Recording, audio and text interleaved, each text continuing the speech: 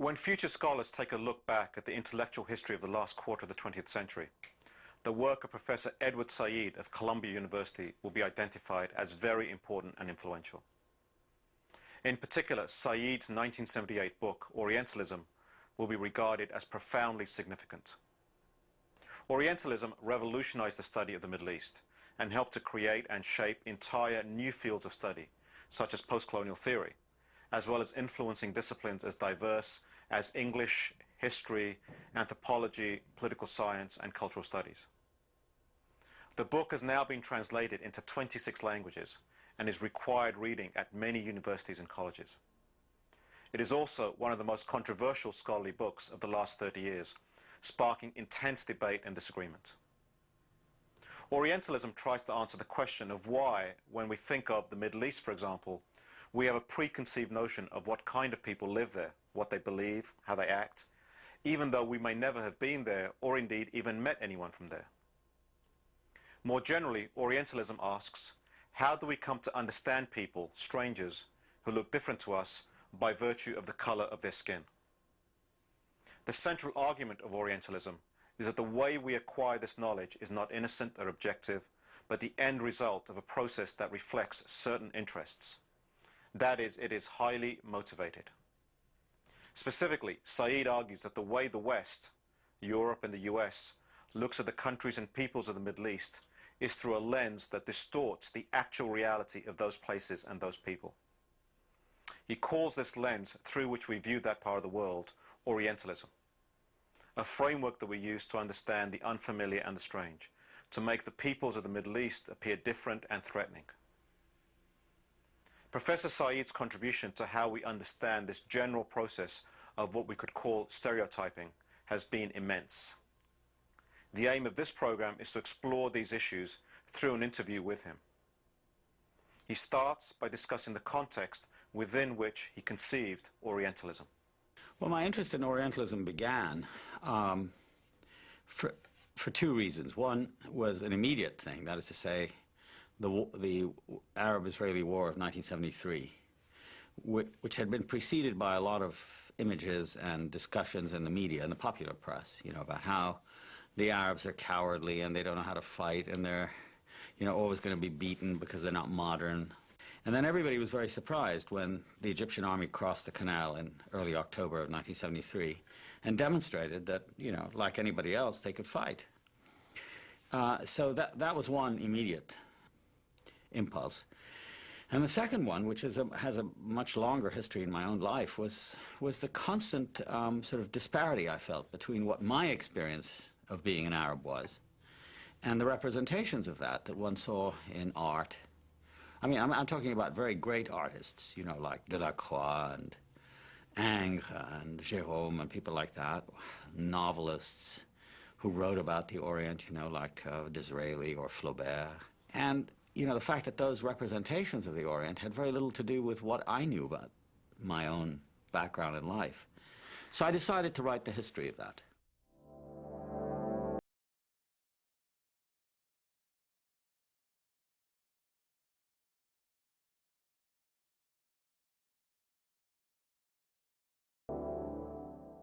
If somebody, let's say in the 1850s or 60s in Paris or London, wished to talk about or read about India or Egypt or Syria, there would be very little chance for that person to simply address the subject, as we like to think, in a kind of free and creative way.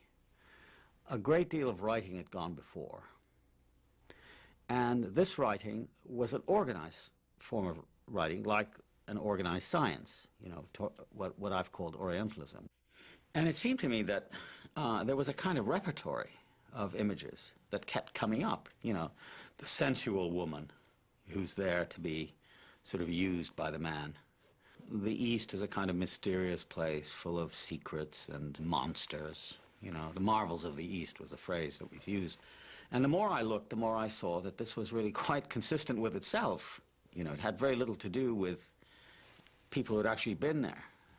And even if they had been there wasn't much modification. In other words, you didn't get what you could call realistic representations of the Orient, either in literature or in painting or in music or any of the arts. And this extended even further into descriptions of the Arabs by experts, you know, people who had studied them.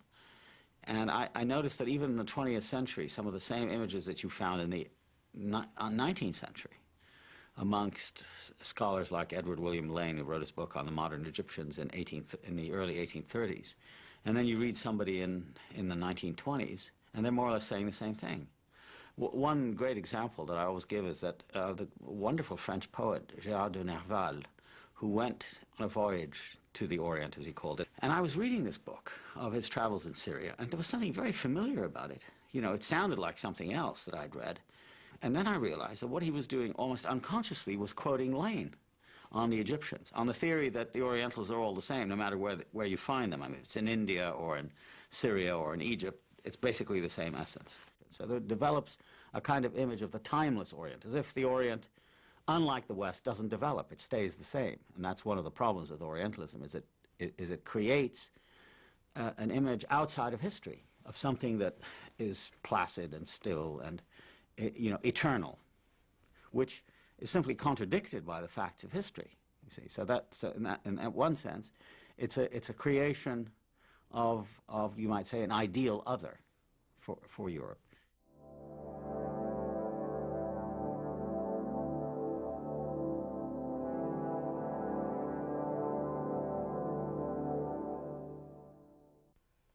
Professor Said's analysis of Orientalism isn't just a description of its content, but a sustained argument for why it looks the way it does.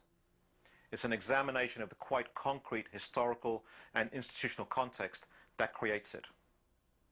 Specifically, Said locates the construction of Orientalism within the history of imperial conquest. As empires spread across the globe, historically the British and the French have been the most important in terms of the East. They conquer not only militarily, but also what we could call ideologically. The question for these empires is, how do we understand the natives that we are encountering so we can conquer and subdue them easier? This process of using large abstract categories to explain people who look different, whose skin is a different color, has been going on for a long time, as far back as there has been contact between different cultures and peoples. But Orientalism makes this general process more formal in that it presents itself as objective knowledge. Said identifies Napoleon's conquest of Egypt in 1798 as marking a new kind of imperial and colonial conquest that inaugurates the project of Orientalism. There was a kind of break that occurred after Napoleon came to Egypt in 1798. I think it's the first really important modern imperial expedition.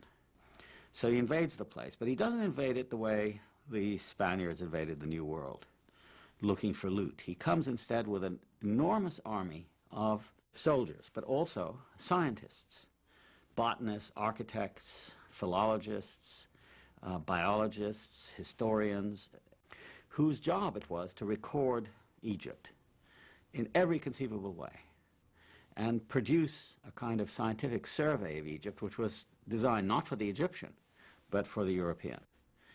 And, of course, what strikes you, first of all, about the volumes that they produced is their enormous size. They're a meter square.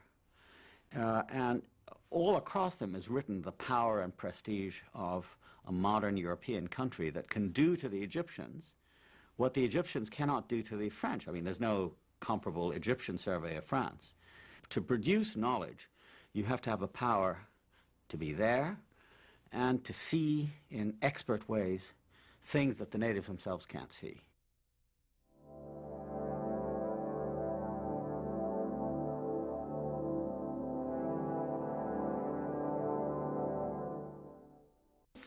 The differences between different kinds of Orientalisms are, in effect, the differences between different experiences of what is called the Orient.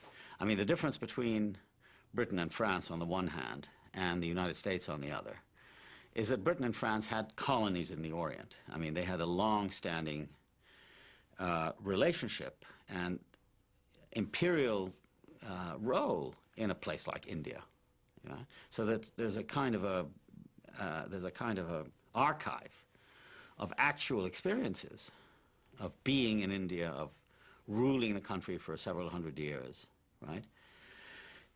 And the same with the French in North Africa, let's say Algeria or Indochina, direct colonial experience. In the case of the Americans, the experience is much less direct. I mean, there's never been an American occupation of the Near East. So I would say the difference between British and French Orientalism on the one hand and the American experience of the Orient on the other is that the American one is much more indirect. It's much more based on abstractions. The second big thing, I think, that differs in the American experience from the British and the French of Orientalism is that American Orientalism is very politicized by the presence of Israel, for which America is the main ally. And President Clinton and I are proud, as are all Americans, that the United States was the first nation to recognize the State of Israel 11 minutes after you proclaimed your independence. And what you have, in effect, is the creation of a Jewish state in the middle of the Islamic Oriental world. And the sense that because it's a Jewish state and a Western state, self-declared, there's a greater coincidence between American interests there than there is between American interests, let's say, in places like Iran and Saudi Arabia, which are important because of oil. I think the presence of this other factor, which is very anti-Islamic, where Israel regards the whole Arab world as its enemy, is imported into American Orientalism. I mean, the idea, for example, that Hamas terrorists on the West Bank are just interested in killing Jewish children is what you derive from looking at this stuff. And very little attention is paid to the fact that the Israeli occupation of the West Bank and Gaza has been going on for 30 years. It's the longest military occupation in this century. And so you get the impression that the only problem is that, you know, Israeli security is threatened by Hamas and suicide bombs and all the rest of it. And nothing is said about the hundreds of thousands, millions of Palestinians who are dispossessed and living miserable lives as the direct result of what Israel has done and is doing. So there's a sense in which the Arab struggle for national independence, and in the case of the Palestinians for national self-determination, is looked at with great hostility as upsetting the stabilities of the status quo. And that makes it virtually impossible, it's a tragedy, virtually impossible for an American to see on television, to read books, to see films about the Middle East that are not colored politically by this conflict, in which the Arabs are almost always play the role of terrorists and violent people and irrational and so on and so forth.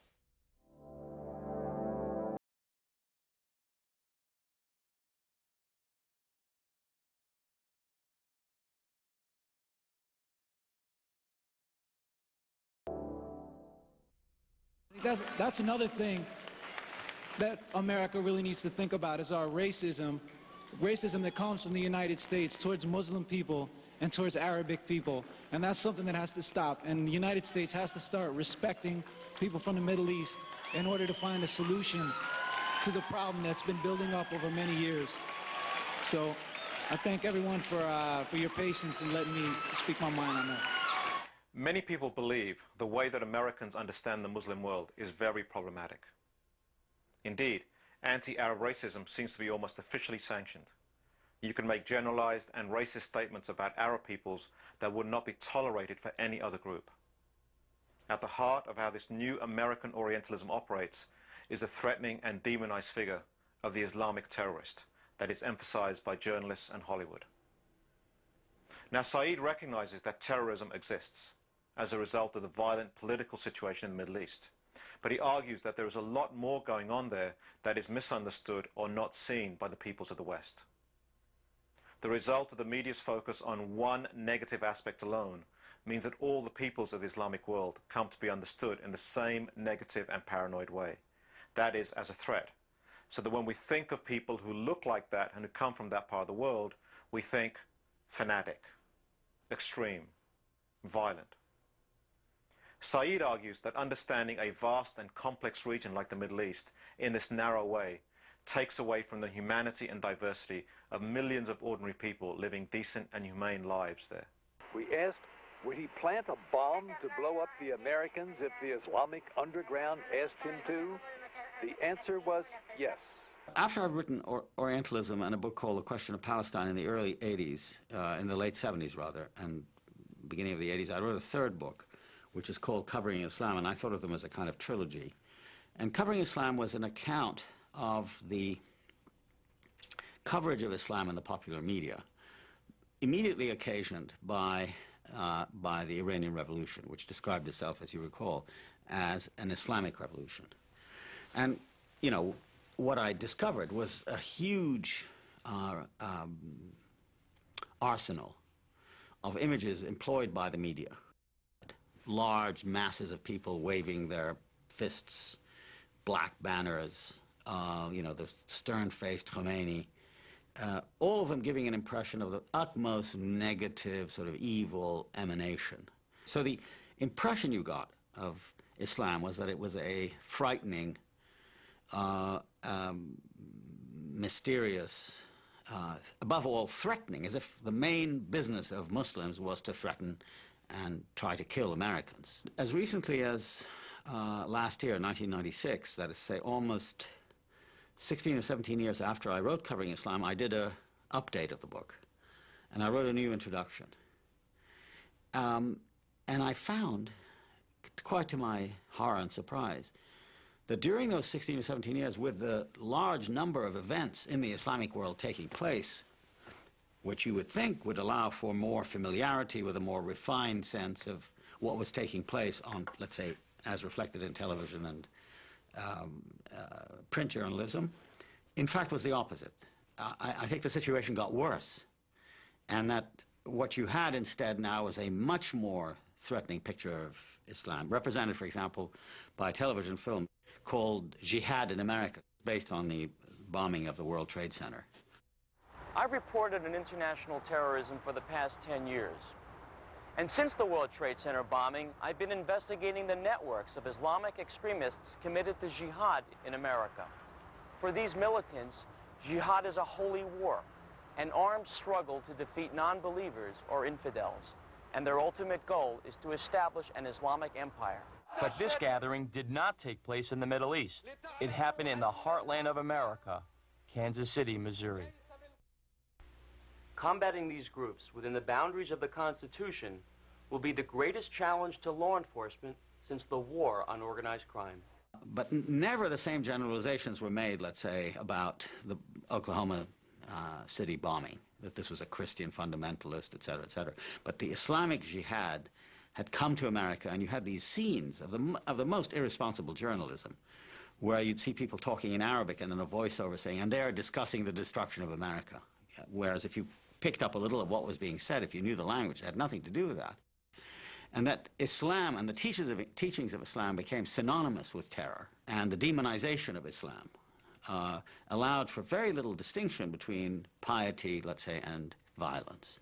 The so-called independent media in a liberal society like this, in effect, are so lazy and are controlled by interests that are commercial and political at the same time, that there is no investigative reporting. It's just basically repeating the line of the government. Only 8 days ago, I concluded a broadcast on the World Trade Center bombing by telling you what senior U.S. law enforcement officials were telling us, that the threat of Muslim extremists operating within the United States is an ongoing danger, something we'll have to live with from now on. And repeating the lines of the people who have the most influence, for whom Islam is a useful foreign demon to turn attention away from the inequities and problems in our own society. So, as a result, the human side of the Islamic and especially Arabic world are rarely to be found. And the net result is this vacancy on the one hand, and these easy, almost automatic images of terror and violence. There is a handy set of images and cliches, you know, not just from the newspapers and the television, but from movies. Oh, I come from a land, from a faraway place, where the caravan camels roam, where it's flat and immense and the heat is intense. It's barbaric, but hey, it's home. When the wind's from the east and the sun's from the west and the sand in the glass is right, come on down, stop on by, hop a carpet and fly to another Arabian night. I myself, growing up in the Middle East, in Palestine and Cairo, used to delight in films on the Arabian Nights, done by Hollywood producers, with John Hall and Maria Montez and Sabu. They were talking about a part of the world that I lived in, but it had this kind of exotic, magical quality, which was what we call today Hollywood.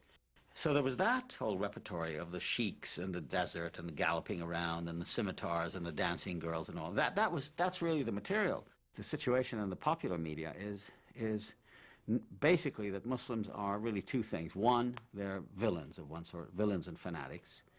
I will dispatch the American people to the hell they deserve.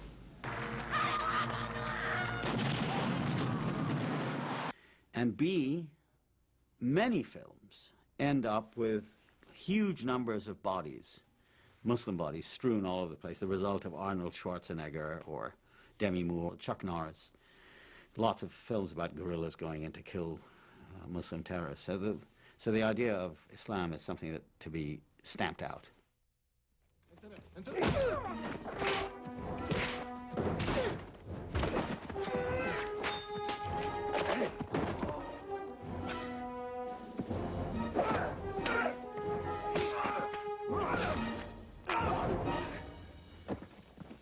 The whole history of these Orientalist representations, which portrayed the Muslim and the Oriental as, in effect, a lesser breed. In other words, the only thing they understand is the language of force. This is the principle here, that unless you give them a bloody nose, they won't understand. We can't talk reason with them.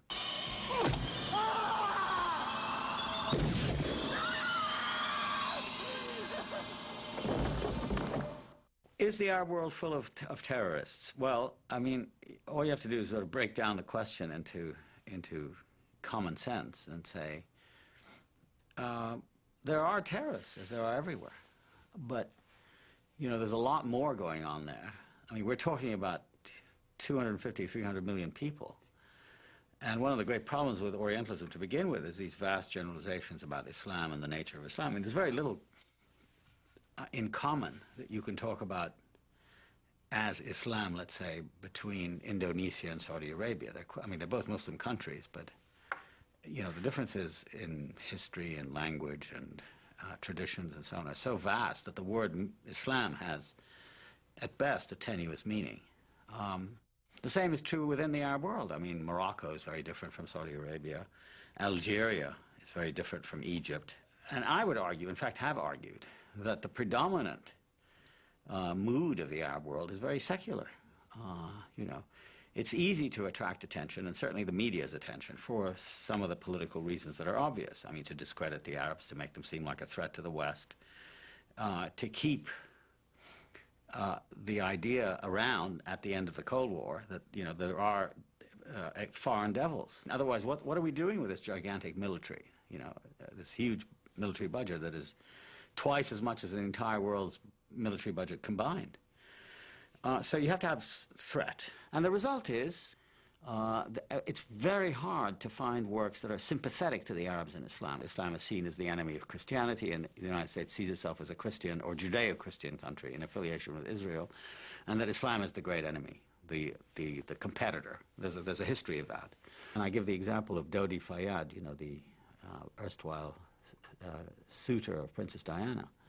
Well, a few days before he died, I read through the English press, and it was full of the racist cliches of Orientalist discourse. That this is the Sunday Times, one of the leading newspapers in England, had a headline to a 15,000-word story entitled "A Match Made in Mecca." And the idea of Muslim conspiracies trying to infect, taking over this white woman by these dark people with Muhammad, the Prophet Muhammad, who is a historical personage of the 7th century, somehow stage managing the whole thing. That's the power of the discourse, you see. If you're thinking about people and Islam and about that part of the world, those are the words you constantly have to use.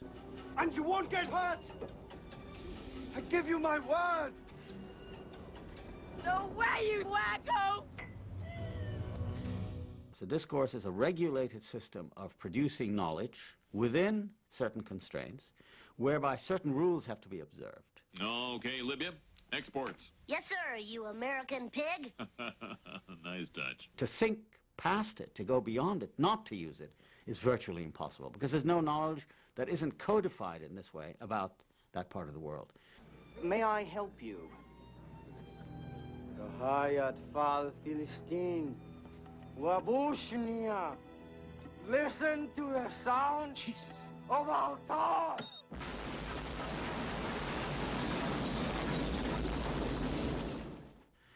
And there's a certain sense in which, in not really mounting a serious critique of it, the Arabs have participated and continue to allow themselves to be represented as Orientals in this Orientalist way. There is no, for example, information policy of the 20 Arab countries, 22 Arab countries, to try to give a different picture of what their worlds are like, because most of them are dictatorships.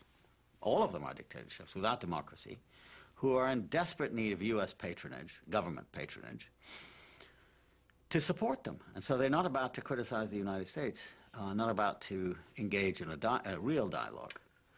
And in that respect, I think the Arabs keep themselves collectively in a way that is subordinate to and inferior to the West, and in fact fulfills the kinds of representations that most Westerners have in their minds about the Arabs.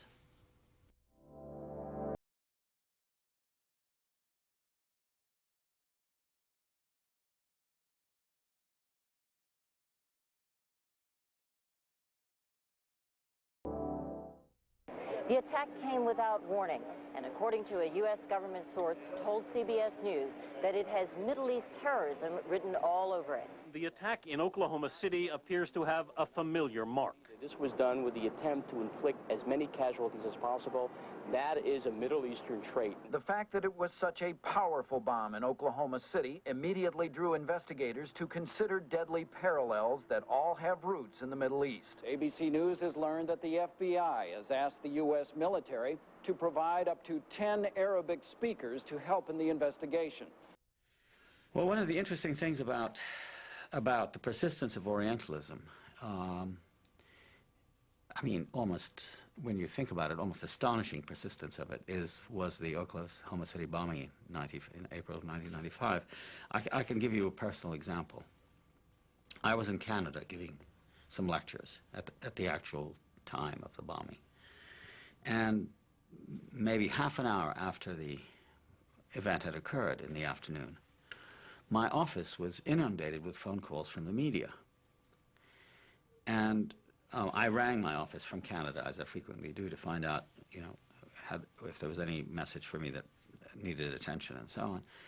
And she said 25 calls had come in from the major networks, from the cable channels, from the major newspapers, news magazines, and so on and so forth, all of them wanting to talk to you.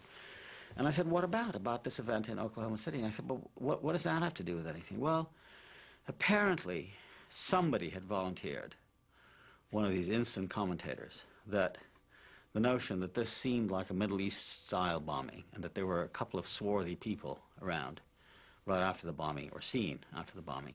Within hours of the explosion, local police and the FBI had issued the all-points bulletin looking for 3 men believed to be of Middle Eastern origin. And sources tell CBS News that unofficially, the FBI is treating this as a Middle Eastern-related incident. Oklahoma City, I can tell you, is probably considered one of the largest centers of Islamic radical activity outside the Middle East.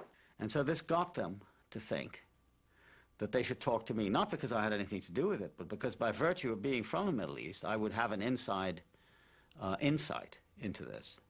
You know, and of course the proposition is so preposterous and so racist that just if you're from the area, you would understand who and why this is being done. Never thinking for a moment that it was a local, homegrown boy called McVeigh, who was, you know, totally American in his outlook and was doing it out of the best principles of American extermination and Ahab-like anger, you know, at the world.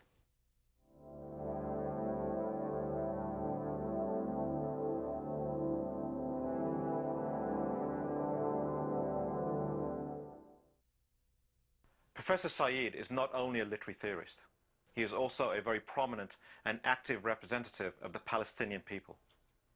Said grew up in what was then called Palestine and is now called Israel and the occupied territories. When the State of Israel was founded in 1948, like millions of other Palestinians, Said and his family were made homeless as well as stateless. These exiled Palestinians now mostly live either in the territories under the control of Israel or in refugee camps in the surrounding countries. One of the things that drives Said is the quest for justice and a homeland for the Palestinian people.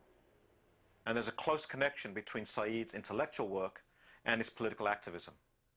As he himself remarks, he wrote 3 books that he thinks of as a trilogy and that in his mind are closely connected together: Orientalism, covering Islam, and the question of Palestine. He believes that finding a peaceful, humane, and just solution to the conflicts in the Middle East, that is, finding an answer to the question of Palestine, will require overcoming the racist legacy of Orientalism that stresses the separation of people from each other, that regards difference as a threat that must be contained or destroyed. Because of the complex and bloody history of the Middle East, Said regards the situation in Palestine and Israel as the ultimate test case facing the 21st century of whether we live together in peace and reconciliation with our differences, or whether we live apart in fear and loathing of each other, constantly under threat, constantly at war. In seeking a way out of this legacy of mistrust and conflict, Said draws upon the work of Italian philosopher Antonio Gramsci, who gives us the tools to think about these difficult issues in more productive and humane ways. Well, Gramsci, in the prison notebooks, says something that has always tremendously appealed to me, that history deposits in us our own history, our family's history, our nation's history, our tradition's history, which has left in us an infinity of traces, all kinds of marks, you know, through heredity, through collective experience, through individual experience, through family experience, through relations between one individual and another.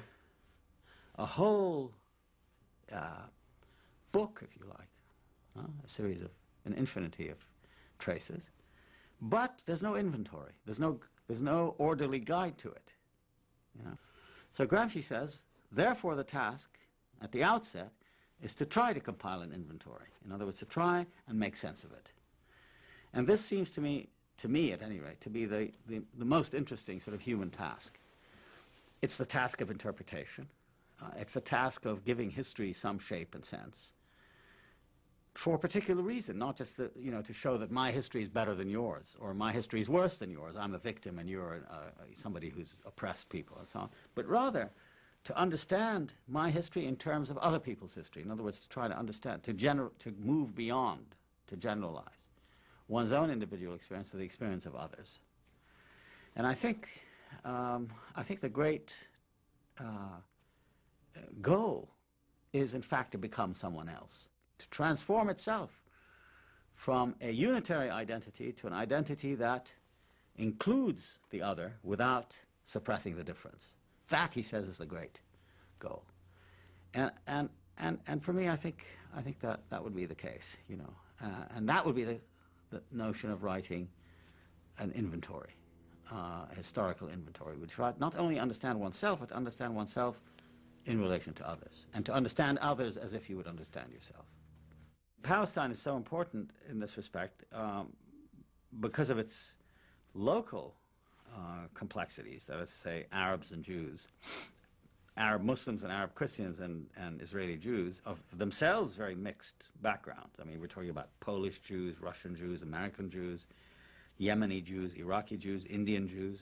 It's a fairly complex mosaic, somehow finding a way to live together on a land that is drenched, saturated with significance on a world scale, unlike any other country in the world. I mean, it's holy to 3 of the major religions, and every inch of it has been combed over and fought over for the last several thousand years.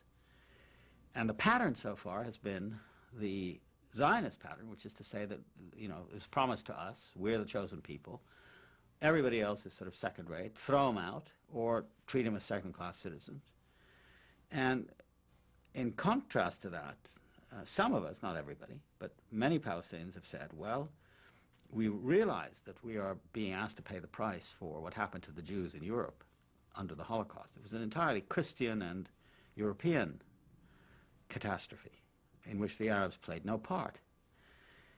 And we are being displaced by the victims. We've become the victims of the victims.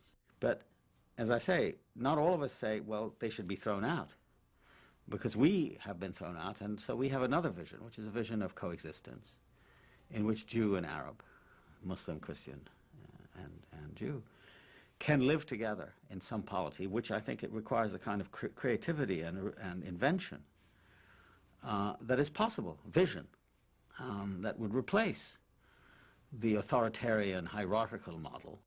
But this idea that somehow we should protect ourselves against the infiltrations, the infections of the other, is, I think, the most dangerous idea at the end of the 20th century. And unless we find ways to do it, and there are no shortcuts to it, unless we find ways to do this, you know, there's going to be wholesale violence of the sort represented by the Gulf War, by the killings in Bosnia, the Rwandan massacres, and so on. I mean, those are the pattern of emerging conflict that is extremely dangerous and needs to be counteracted. And I think, therefore, it's correct to say that the challenge now is the challenge. I wouldn't call it anything other than coexistence. How does one coexist with people whose religions are different, whose traditions and languages are different, but who form part of the same community or polity in a national sense? How do we accept difference without violence and hostility? I've been interested in a field called comparative literature all of my adult life, and the ideal of comparative literature is not to show how English literature is really a secondary phenomenon and French literature or Arabic literature is, you know, a kind of poor cousin to Persian literature or any of those silly things, but to show them existing, you might say, as contrapuntal lines in a great composition by which difference is respected and understood without coercion. And it's that attitude, I think, that we need.